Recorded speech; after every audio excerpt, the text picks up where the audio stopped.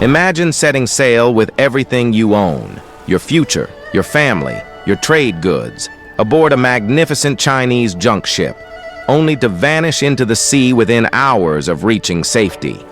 This isn't the Titanic. This is the Tek Sing, a ship so large, so tragic, it's been called the Titanic of the East, yet few in the West have ever heard of it. It was February 1822. The Tek Sing, meaning true star in Chinese, was a massive three-masted junk over 50 meters long, sailing from Xiamen, then Amoy, toward Jakarta, then Batavia. On board, over 1,000.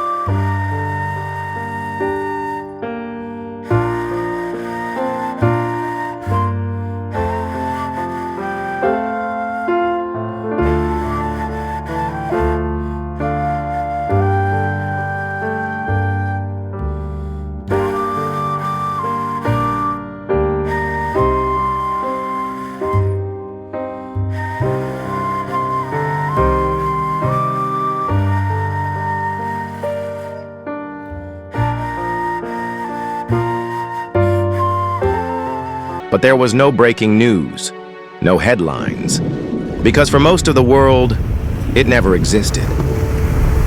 For nearly 180 years, the Tek Sing remained buried in the Sunda Shelf, her story forgotten, until 1999. A British treasure hunter, Michael Hatcher, already infamous for raising the Dutch Geldermalsen, located the wreck.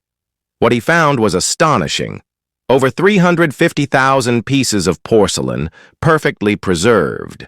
Jars, bowls, plates, frozen in time, like messages from the dead. He called it the largest sunken porcelain cargo ever discovered. But instead of a proper maritime archaeological mission, the cargo was salvaged and sold at auction. A few pieces made it to museums, most into private collections. The Tek Sing's human tragedy became commodified. We lost not only porcelain, we lost voices, the names of hundreds, maybe thousands, of Chinese, Malay, and Javanese souls who vanished without even a grave. Their dreams now rest beneath sediment and coral.